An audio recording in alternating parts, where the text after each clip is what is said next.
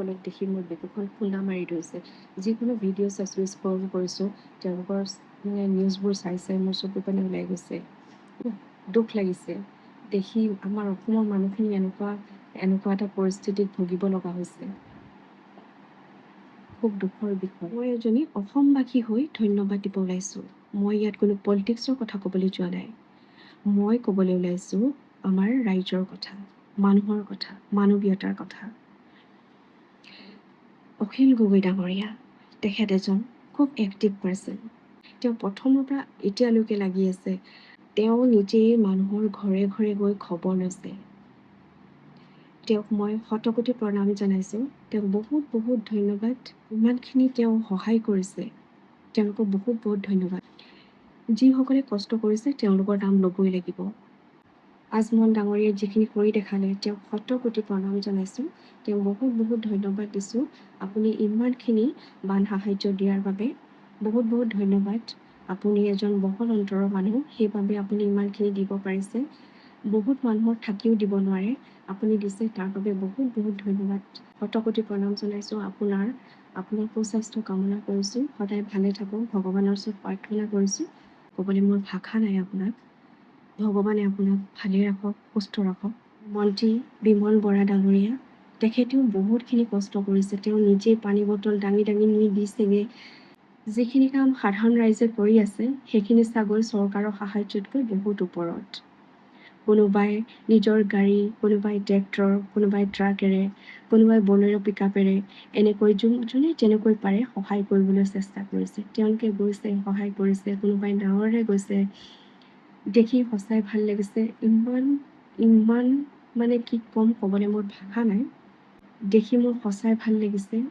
ইমানখিনি সাহাৰ্য কৰিছে মানুহক। বিমল বৰা ডাঙৰীয়া, তেখেতকো দেখিছোঁ। তেখেতো এজন খুব এক্টিভ পাৰ্চন হয়। তেওঁক মানুহৰ কাৰণে কি কৰা নাই, তেওঁ নিজে ভাত বাঢ়ি দিছে। মই ভিডিঅ'ত দেখা পাইছোঁ, তেওঁ নিজে ভাত বাঢ়ি মানুহক দিছে। তেওঁ নিজে পানী বটল দাঙি দাঙি গৈ নিছে, তেওঁ মানুহবিলাকক দি ফুৰিছে।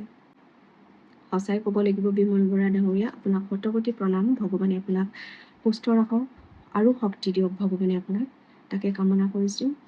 কাৰ কি হৈছে তেখেতসকলে বুজ লৈছে, কিন্তু বাকী আমাৰ MLA মন্ত্ৰীসকলে কি কৰি আছে, তেওঁলোকে চাগে টোপনিত লালকাল হৈ আছে। এতিয়াও গমেই নাপায়। শিৱসাগৰ, নাজিৰা, তিয়ক, যোৰহাট, গোলাঘাট এতিয়াও যে ডুবি আছে, তেওঁলোকে এতিয়ালৈকে গমেই নাপায়। টোপনিত লালকাল তেওঁলোক।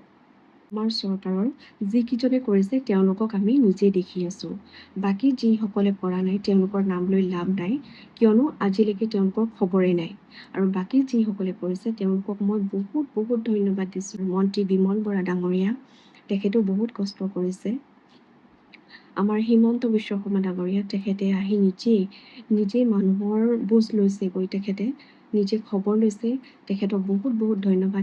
সকলোৰে ভালে হওক, ভালে থাকক। মই দেখি আছোঁ বহুত ভাল ভাল মানুহে সহায় কৰি আছে।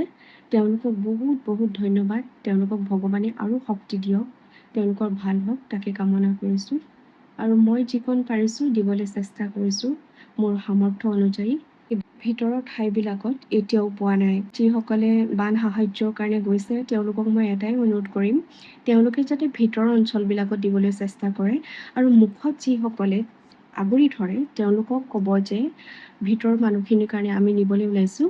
তোমালোকেতো মুখত আছা, তোমালোকেতো পাইছাই, কিন্তু ভিতৰৰ মানুহখিনিয়েতো খাব লাগিব। তোমালোকেতো খাইছা, ভিতৰৰ মানুহখিনিয়েতো এতিয়ালৈকে খাবলৈ পোৱা নাই। তো তোমালোকেও ভাবিব লাগিব, সকলোৱে ভাবিব লাগিব যে আমি সকলোৱে মিলা প্ৰীতিৰে চলিব লাগিব। ইমান এটা ডাঙৰ বিপদত আমি সকলোৱে মিলা প্ৰীতিৰে চলিব জানিব লাগিব। ইজনে সিজনক আমি বিপদৰ সময়ত সহায় কৰিব লাগিব, তেতিয়াহে আমাৰ অসমখন সুন্দৰ হ'ব। এনেকুৱা নকৰিব, তলা আজোৰা কৰি এনেকুৱা নকৰিব যে 10টা 5টা আপুনিয়ে পালে আপুনিয়ে ৰাখি থ'ব। সেইটো কাম কেতিয়াও নকৰিব। সেইটো আপোনালোকৰ মানৱীয়তা নহয়, সেইটো হৈছে আকুল বুজ মানুহৰ কাম। বিপদত পৰিছে, আপোনালোকে এইটো কথাই চাব যে আমিও বিপদত পৰিছোঁ, তেওঁলোকেও বিপদত পৰিছে, যাতে আমি সকলোৱে মিলা প্ৰীতিৰে খাওঁচোন। সেনেকুৱা আপোনালোকে চবেই ভাবিব লাগিব। আমি যদি 2টা পাইছোঁ, যিজনে পোৱা নাই তেওঁক এটা আমি দি দিওঁ, সেইটো আপোনালোকৰ মানৱীয়তা। গম পাইছেনে? আপোনালোকক যে এই মানুহখিনিয়ে সহায় কৰিছেগৈ, কিয় কৰিছে? এই মানৱীয়তা থকাৰ কাৰণেহে আপোনালোকক সহায় কৰিছে। এই কথাটো মন কৰিব। আপোনালোকে যদি 5টা পাইছে, 2টা পাইছে, 3টা পাইছে, তাৰে যিবিলাকে পোৱা নাই তেওঁলোকক দিবলৈ চেষ্টা কৰক। এনেকুৱা নকৰিব। মই ধন্যবাদ দিম হিমন্ত বিশ্ব শৰ্মা ডাঙৰীয়া, বিমল বৰা ডাঙৰীয়া, অখিল গগৈ ডাঙৰীয়া, আজমল ডাঙৰীয়া। আপোনালোকক শত প্ৰণাম। আপোনালোকে ভালে থাকক, সুস্থ থাকক, তাকে কামনা কৰোঁ। আৰু আমাৰ যিসকল ৰাইজৰ কথা ক'বই লাগিব, ৰাইজ আছে আজি, ৰাইজক মই বহুত ধন্যবাদ দিছোঁ আপোনালোকক। মাননীয় মুখ্যমন্ত্ৰী হিমন্ত বিশ্ব শৰ্মা ডাঙৰীয়া, আপোনাক এটি অনুৰোধ কৰিব বিচাৰিছোঁ, যিসকল মানুহৰ বানপানীত ক্ষতিপূৰণ হৈছে সেইসকলক 100% দিব নোৱাৰিলেও অন্ততঃ 70% ক্ষতিপূৰণ দিয়ক। তেখেতসকলৰ থাকিবলৈ কোনো ঠাই নাই, শুবলৈ কোনো জেগা নাই। এতিয়া তেওঁলোকৰ দিশহাৰা। খাবলৈ কোনোবাই পাইছে, কোনোবাই পোৱা নাই। গতিকে সেইসকল মানুহক যাতে আপুনি উদ্ধাৰ কৰে, প্ৰথম কথা হ'ল নদী বান্ধ ভালকৈ হ'ব লাগে। যি জেগাত হোৱা নাই সকলোতেই নদী বান্ধ হ'ব লাগে। য'ত নদী বান্ধ হোৱা নাই তাত যাতে ছাৰ্ভে কৰে। আৰু গোলাঘাটত এতিয়ালৈকে জেগাই নদী বান্ধ হোৱা নাই। আমাৰ 10 নম্বৰ ৱাৰ্ডত এতিয়ালৈকে নদী বান্ধ হোৱা নাই, ধনশিৰিপাৰাৰ ওচৰত। গতিকে তাতো আপোনালোকে অকণমান চাব। সকলো জেগাতে যাতে নদী বান্ধ হ'ব লাগে। আপোনাৰ ওপৰত বিশ্বাস আছে আপুনি এইখিনি কৰিব বুলি। গতিকে অসম চৰকাৰক এটাই অনুৰোধ জনাইছোঁ, এই কামখিনি আপোনালোকে অতি সোনকালে কৰি দিয়ে যাতে। আপুনি যিমানখিনি কৰিছে বহুত ধন্যবাদ তাৰ বাবে। আপুনি এইখিনি কামো নিয়াৰিকৈ কৰি যাব বুলি আমাৰ আশা আছে, আপোনাৰ ওপৰত আস্থা আছে। আপোনাক সুস্থ ৰাখক, ভালে ৰাখক, তাকে কামনা কৰোঁ।